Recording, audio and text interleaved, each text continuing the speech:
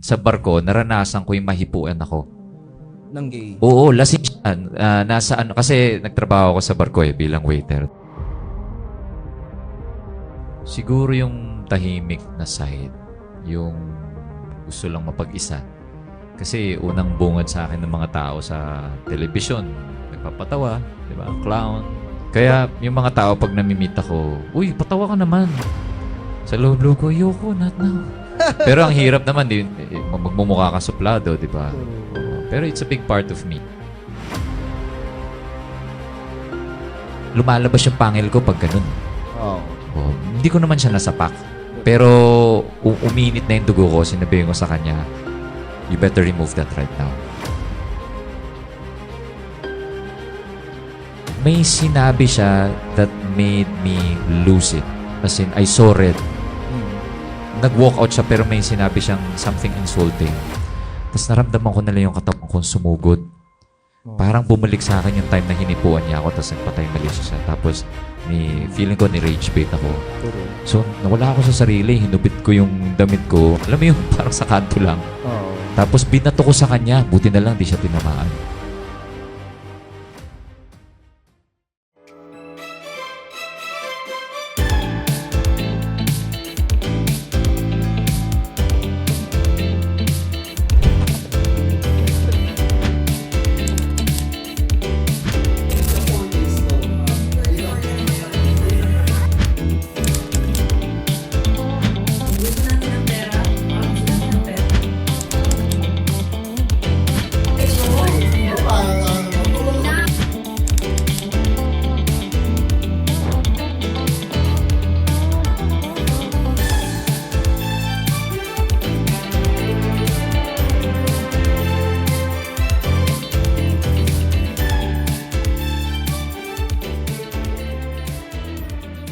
Yun, to give you an idea din, si Kuya Pepe, marami siyang friend ng mga gays din. So, very open si Kuya.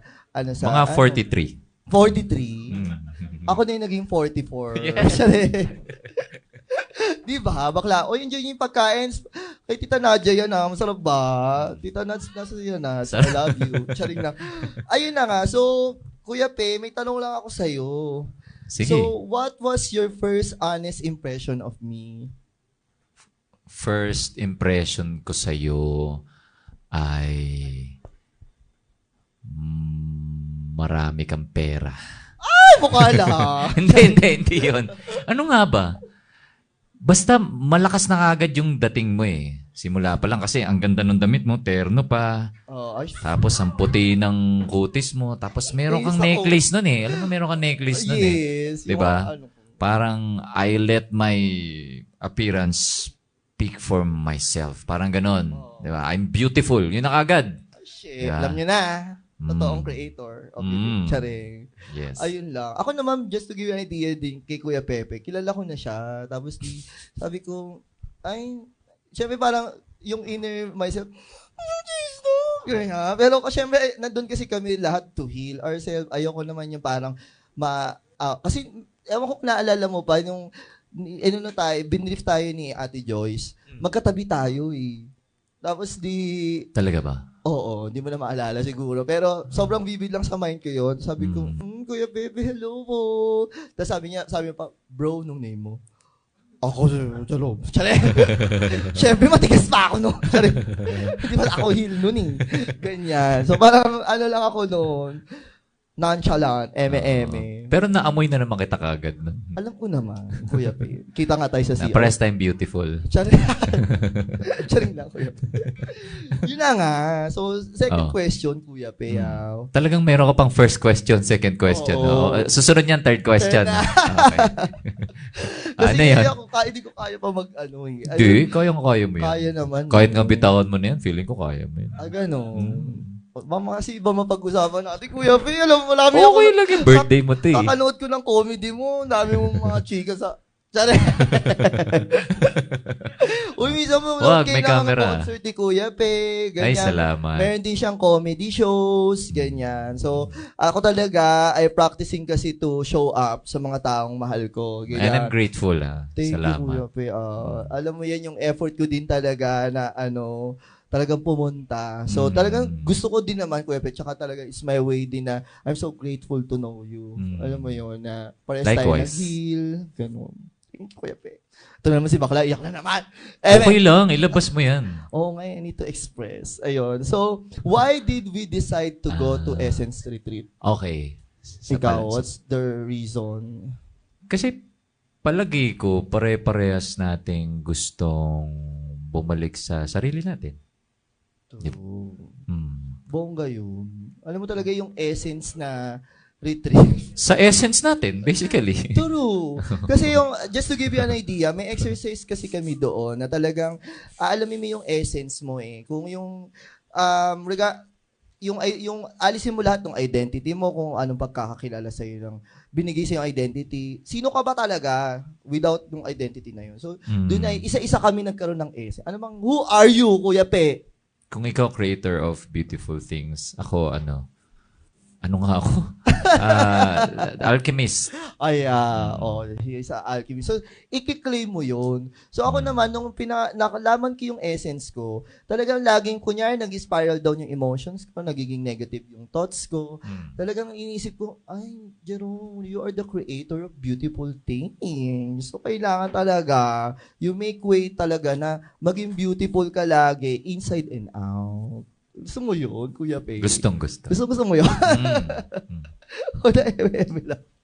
Sobrang formal ko ba? Sorry. Hindi. Okay lang. Oo, nararamdaman ko naman na kahit na napakaganda ng suit mo, you're still di being ba? yourself. Thank you, Kuya Pe. Kasi Do you feel like yourself? Of You feel course. relaxed? Okay. Mats ko talaga magsuot-suot ng mga ganito. Thank you sa Ganda. friend kong Gardini Fashion Center. Todo promote na to, be, Sinong... Ayun si Rhea, makakay ka naman. Si Rhea. Yan. Ganda. Ang madam-madam. Baka naman. Baka naman. Sponsored ba? Ay, so Kuya Pe, what part of yourself were you hiding before? Siguro yung tahimik na side. Yung gusto lang mapag-isa. Kasi unang bungad sa akin ng mga tao sa telebisyon. Nagpapatawa, di ba? Clown. Yun. So yun ang ano mo, no? Kaya yung mga tao pag namimit ako, uy, patawa ka naman. Sa loob-loob ko, ayoko, not now. Pero ang hirap naman, magmumukha ka suplado, di ba? Oo. Pero it's a big part of me. Kaya, parang hirap nga rin talagang Lagi nagpapatawa, nakakapagod. May mga taong kaya yun, pero para sa akin nakakapagod siya. nakakapagod.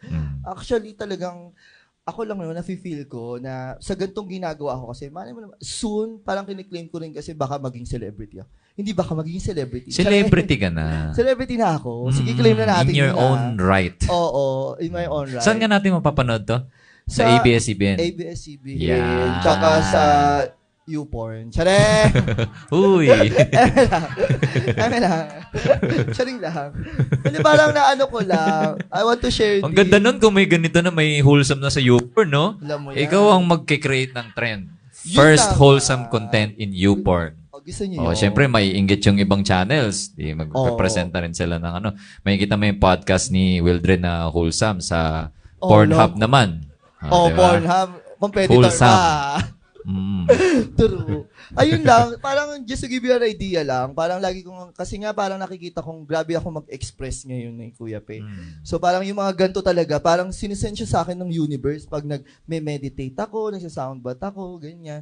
So parang sabi ko na lang, na-overwhelm din talaga ako minsan. So lagi ko lang pinagpipray, Lord, sana pag dinala mo ko doon kung saan yung mga celebrity, sana hindi ako malos, ganyan. Sana, yung talagang I'm stick with my core, with my values, with my alignment, gano'n. Na parang I can say no pag hindi siya inline sa values ko. Yes. Gano'n. Kaya parang ngayon, I'll just create this kind of community podcast and everything na maybe soon may matapa ko Kuya Pe ng mga brands na parang I want also to know na ano bang intention ng brand nyo? Baka mamaya hindi pala kayo supportive sa mga LGBTQ community. So, hindi tayo mag-i-inline. So, kasi parang ako, without this naman, I can still earn money, Kuya Pe, kasi I'm a professional event planner, gano'n. So, parang iniisip ko, kunyari, maging professional mag-podcast talaga ako, dun yung inline yung ano ko, may mag-sponsor na sa akin. Parang gusto ko pa nag-meeting kami, ano bang intention natin dito? Ba't ka sponsor sa akin? Kasi kaya ko naman mag-hire ng team ko mag-podcast or parang ganun ba? Yun lang. Parang yun lang yung inaano ko na pinagpe-pray ko lang na hindi ako malos. Ganyan. Kasi Hindi yan. nakaka-overwhelm, di ba Kuya Pe? Sometimes yung fame, yung popularity, yung parang yung ano sa'yo ng mga tao. Yeah, it can be overwhelming. Pero ngayon may solid community naman tayo. O, di ba? Thank you so much sa we inyo. got each other's ah. back. True, yun na nga. God is others back naman. At the same time talaga, ako Kuya Pe, I just pray lang na lumaki yung community ng LGBTQ na into healing. Yes. Ganun. Yes. Kasi etong last weekend lang, etong last Sunday, umattend ako sa Favored Manila na ano Kuya Pe. Favored Manila. Oo, Ano yung yun? ano siya, community church siya. Ah, So maraming mga okay. artists doon. Si Edward Barber, doon siya pastor siya doon eh. Pastor na ba si Edward Pastor Barber? na si Edward Barber. What? So yun, crushy ko yun. Charing, nakita ko siya doon. Bait yun. Sobrang bait. Sabihin mo magkaibigan tayo. O yun na nga. Chichikain ko siya soon. Kasi nga, sabi ko, just to give you an idea lang, nung ko doon, sobrang overwhelmed ako sa nila, Kuya Pe, how grabe yung community na, ang laki-laki. Tapos para kang umatin ng concert. Ganun. Talaga? Oo, tapos, habang merong moment doon na slow na yung mga music, para sila nakipag-usap kay God. Tapos, kung meron kang traumas, lalapit ka sa harap, nandun lahat ng mga pastor. Isa doon si Edward Barber. Tapos, ipipray over ka nila. Tapos katabi ko yung yung parang pioneer doon, kasi 10 years na yung community na yun eh. Sabi niya, uy, kung meron kang, alam niyang bago ako, kung meron kang traumas, pwede mong doon. Tapos ako parang hesitant pa akong mag-share, kasi nga parang bigla lang pumasok sa mind ko, naiiyak ako, sana makabuild din ako ng gantong community. Tapos yung mga attendees, mga bakla, ganyan. Alam mo yun, parang I'm connecting with God, na mag-heal tayo through God, ganyan. Ito na ginagawa. Ito na ba yun? Kayo na ba yun? Yes! This is a good start. This is a Talaga. great start. Turo. Ayun lang. Parang naano lang ako. Sabi ko nga, tas after kasi nun, kakausapin ka nila pag bago ka. Ganyan. So, anong intention mo? Ba't ka umatin doon? Paano kami nakilala? Sabi ko, alam mo, naisitan nga ako kasi baka hindi ako tanggap ng community nyo. Kasi I'm recently just super out sa social media as being a gay man. And I'm advocate of being LGBTQ community. Sinabi ko nga na meron din ako na gantong ginagawang community. Nandun kasi ako sa last Sunday lang yung Kuya Pe. So, grabe talaga yung pressure on my mind. Na, ano ba to? Grabe naman yung bongga naman birthday kong eksena. Pressure akong eksena. Tapos parang pinray over lang nila ako na yung pastor doon, parang sinabi niya na whatever who you are, we're here for you, we support you, blah, blah, blah. Kaya parang I feel accepted. Sabi ko, hala, ito na ata yung another community ko na matatouch na parang makakakonek ako kay God easily, tas may heal ko yung mga bakla. Ganon. Ang ganda nun kung magkaroon kayo ng community, di ba, ng LGBTQ Christians. Yes, Di ba? O kahit hindi Christians, kahit ibang religions, di ba? Ayun But nga. you believe in the Creator. True. Diba? Hindi ko alam kung may ganun lang community, pero parang gusto ko kasi siyang ganun. Parang ako kasi talaga ay ang dali kong makakonect sa mga bakla, Kuya Pe. Meron dito mga attendees talaga na hindi man nila ako kilala personally, pero di ba pala ako nagiging pastor eh. Talagang, talaga, na-assess ko na kasi agad, ano yung problema. So, tama yung sinasabi ni Livni, na kapag you start your inner work talaga at you start your healing journey, yung mga tao sa paligid mo, unti-unti rin sila mai-heal. Yes. Ganon. Mas lumalakas yung light mo. Diba? True. And everyone is gravitating towards that. True. Right? Diba? Iba yung energy na natin, Kuya. Mm. Feel mo ba? Charing. Oo naman. Diba? Grabe yung lang. So, yun nga yung na-learn ko din sa natin, Kuya Pe, sa Essence Retreat, na we're all energies di ba?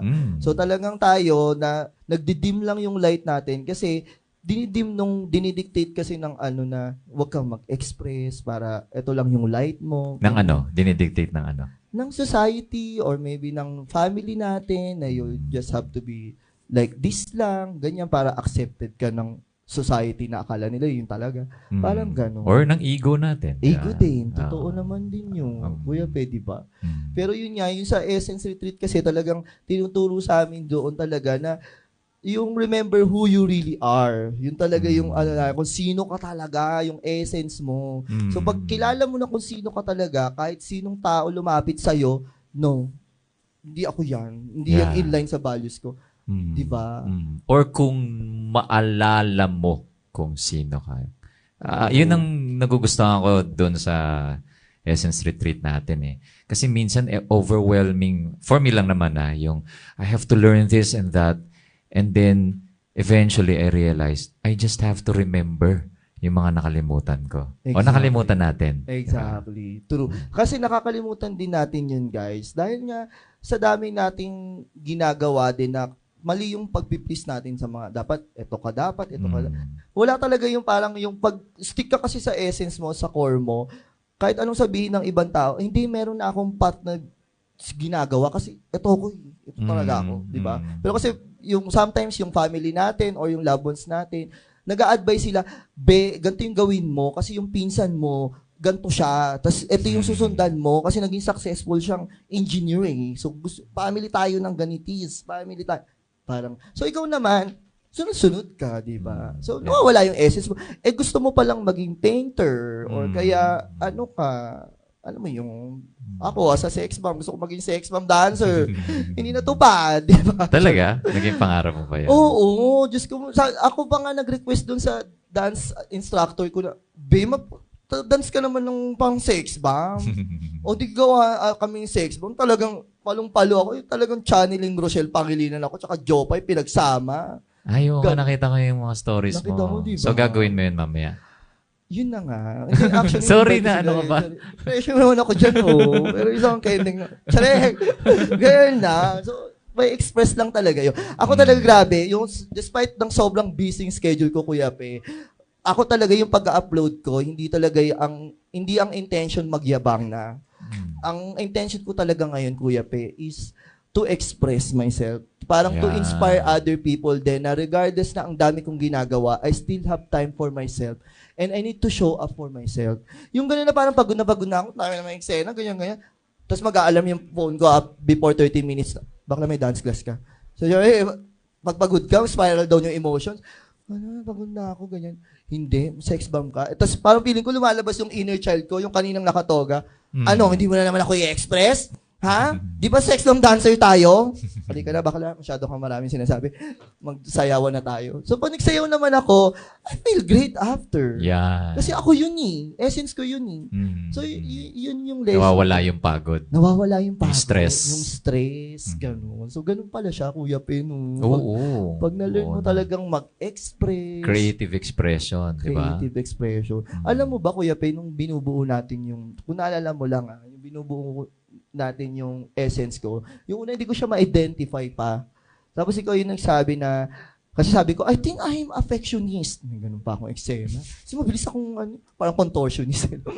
I'm affectionist. Kasi nga mabilis ako maka-affect sa mga tao, ganyan. Tapos sabi naman ni Kuya Remo, hindi, meron pa eh. Beyond that, ganyan. Tapos, ganun, ano yun? Yung, sige ang daming chika. Sige. Sorry, masyado impromptu, no? Okay lang yun. Okay lang yun. Yun na nga. Pero okay din yan na meron tayong mga ganyan. Oo. So, kasi nga, I learned din na I need to honor all of your time din. Ganyan. Kaya very strict kami sa time din. Itong podcast, ganyan. 30 minutes lang siya. Every episode. Tapos may break. Para lang din, hindi tayo yung parang inoblig ako kayo dito na manood. Parang ganon. So, sobrang thank you, Kuya Pe, na sobrang hiyang-hiya pa ako kay Kuya Pe mag-approach. Ikaw naman. Yun na nga, parang iba daw ako. Ganyan. Sa dami ng pinagdaanan natin sa Essence Retreat, nahiya ka pa sa akin. Yun na nga. Actually, nakita ko na, uy, walang ganon. Alam mo yun, nag-CR tayo. Kuya Pe. Kaya pala parang may nararamdaman ako sa gilid ko. Yun na nga. Nakita mo yung hidden camera. Charing-charing na. Kuya Pe. Ayun niya, alam mo ba, nung sa Essence Retreat, medyo nahiya pa akong mag-express noon. Kasi nga, syempre straight ka, tapos parang, wala, Kuya Pe. Pero nung na-feel ko yung... Ano ka ba? Sa akin ka pa nahiya. Ito nga inabot mo sa aking mic, amoy laway ng bata. May hiya ka pa ba sa akin? Yun na nga. De, subtle lang naman Subtle yaman lang. niya. Kasi Oo. nga puro bakla nasubukan. Oh, Shrek! Ganun lang. So, sobrang grateful ko kay Kuya Pe kasi talagang grabe Likewise. yung support mo din sa mga bading, ganyan. Oo naman. What's not to support? Diba? What's not to support? True. Hmm. Yung parang yung, kung sa statement kasi parang minsan parang kailangan mo pa i-justify na eto kang bading, eto ka, para respetuhin. Maraming ganun eh. Kaya yung mga bakla talaga, parang kailangan meron muna silang mapatunayan para respetuhin sila ng mga straight guys. Ay, Hindi ganun naman ba? lahat ha. Hindi naman lahat, Kuya Pe. Mm. Hindi ko nilalahat. So, kaya iba yung pressure. Kaya tingnan mo, bibihira lang din na yung mga bakla, meron silang close na straight guys. Talaga ba? Oo, siguro you're not just aware kasi you're very open. Pero yung some, di ba? Parang yan, kahit tanongin mo yung mga bading, most of us talaga, meron kaming energy hindi maganda sa mga straight guys. Kasi parang nafe-feel namin na Yung judgment. judgment. Tsaka lagi yung pinagkatawanan, bakla ka ba? Parang, Mm. uy, bakit yung notion ng bakla parang negative agad? Parang, Mm. pag weak ka, bakla ka ba? Eh, bakla, ang power namin. Alam mo kasi ako, Jerome, ang naranasan ko I learned a lot from my gay friends. Narinig mo yan sa stand-up comedy ko. May show po pala ako sa March 7. by the Oh, way. alam nyo na. Sold out na siya. Oh, di- Pero pwede pa raw ang ilang walk-ins. Hindi, merong mga walk-ins yung mga sa second floor. Pero yung Ay, first floor bongga. sold out. Anyway, so, di ba sabi ko sa'yo, may kaibigan ako si Jason. Ah, yes. Sa stand-up show ko. Go. Ang dami ako natutunan kay Jason. At isa sa mga, hindi ko to nakuwento sa stand-up comedy, pero isa sa mga, love na love ko si Jason kasi isa sa mga kaibigan kong gay na, ginagamit yung self-deprecating humor. Yung mga tipong, hindi ko to kasi nagagawa sa lahat ng, excuse me sana hindi siya magamit out of context. Pero, niloloko namin isa't isa. Niloloko niya yung pagka-straight ko, niloloko ko yung pagka-gay niya, hindi pong sasabihin ko sa kanya, ba't ka ba ganyan? Bakla ka ba? Tapos sabihin niya ako, sino bakla? Ha? Pakang kita eh. Ganun ha? Sunugin kita sa impyerno eh. May mga ganun siyang pananalita sa tapos tatawa kami parehas.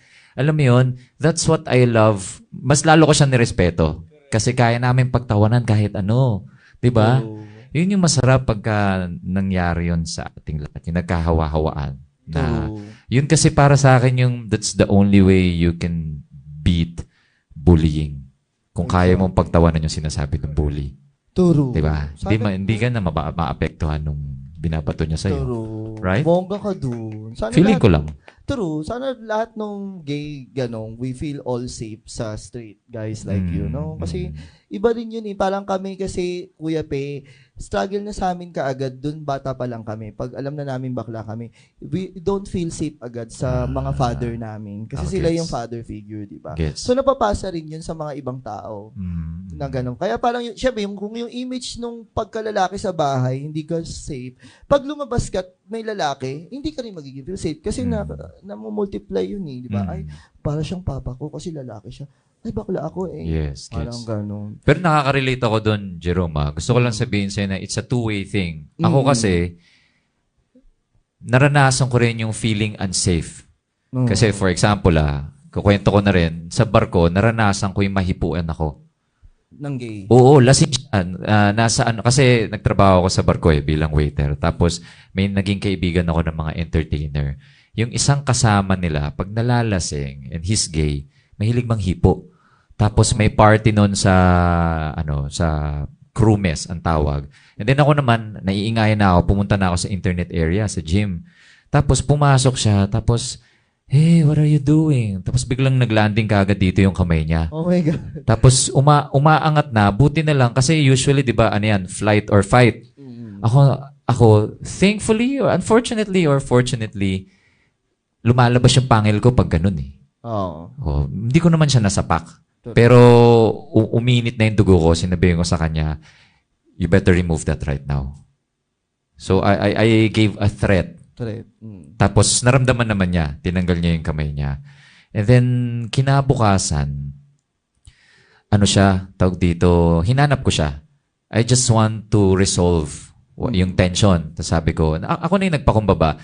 I apologize for how I approached you yesterday. I just felt very uncomfortable when you touched my thighs. Tapos patay mali siya. I don't remember. Alam mo yung classic na. So, I let it go. Cut to, one time, kumatok siya sa kabina namin. After ng Christmas party yata nun. So, after ng shift namin, pwede na kami makiparty with the customers. Tas bumaba kami mga 2:00 na. May duty kami ng 5:00 ng madaling araw for breakfast preparations. Maya-maya may kumakatok ng 3 a.m. sa kabina namin kasi hinahanap yung cabin mate ko na patok sa inyo. Patok sa tribo nyo. Oo. Ano siya eh. Hindi ko nababanggitin yung pangalan. Pero Closeta. Closeta siya. Oo. Maton. Moreno. So, anong sa kanila. Burara. Gigil na gigil ang mga Briton sa kanya. So, itong isa, syempre, na siya, lasing na lasing. Hayok na. Grabe yung katok. Tapos, sabi ko, tago natin siya sa pangalang Martin. Martin, mukhang sa'yo yan. Sabi niya, Jose, ayoko, natatakot ako dyan. Oh my God. Ako na ba kakausap dyan? Sige, please. Bukas ko, yung mata niya talagang gutom na gutom. Hey, where's Martin? Where's Martin? Tell him I'm here. Sabi ko, he just mentioned wants to rest. No, just tell him that. No, he just told me. And he flipped the story. Sabi niya, you're just saying that because you don't like me. Oh. Tapos, what were you trying to say? Tapos, pag ganun kasi, pag nararamdaman kong dinidisrespect na ako, nag-iiba ako ng timpla. And then, ginamit niya yung racism card. Oh. So, sinabi niya, are you going to tell me I'm a racist now? Basta para akong ni-rage bait. Tapos, naririnig ko na from the corner, yung dalawang kaibigan, Jose, umawat ka na, mapapauwi ka. Kasi sa barko, pagka nag-away kayo, walang pakailam yung kapitan kung sino nagsimula. Parehas kayong uwi. Uwi kayo the next day. Ganun. So, may sinabi siya that made me lose it. As in, I saw red. May sinabi siya na nag-walk out siya pero may sinabi siyang something insulting. Tapos naramdaman ko na lang yung katawan kong sumugod.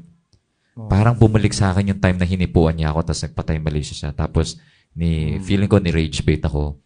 So nawala ako sa sarili. Hinubit ko yung damit ko. Alam mo yung parang sa kanto lang. Tapos binato ko sa kanya. Buti na lang di siya tinamaan. Tapos kinapitan na ako ng dalawa kong kaibigan. Parang sila yung mga guardian angels ko during that time. Ayun. Tapos nanginginig ako. Managing my anger, pinabalik nila ako sa kabina. Tapos si Martin, Jose, I'm sorry. It's okay. It's okay.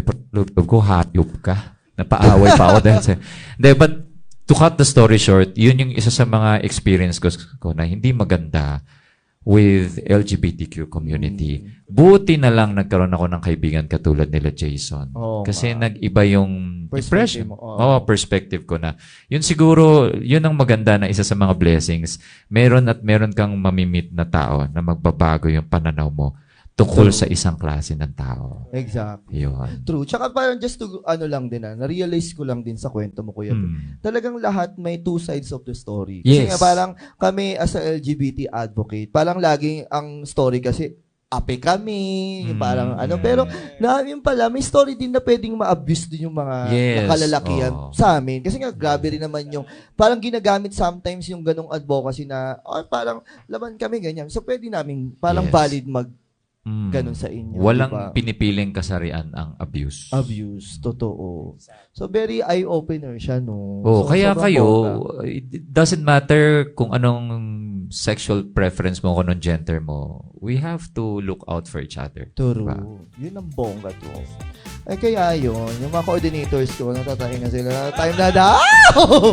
Kuya Pe, thank you for sharing your So, kailangan natin i-honor kumusta na yung mga tanong mo? time. Wala na. So, parang dalawa lang yung natanong ko. So, thank you so much, guys, for listening.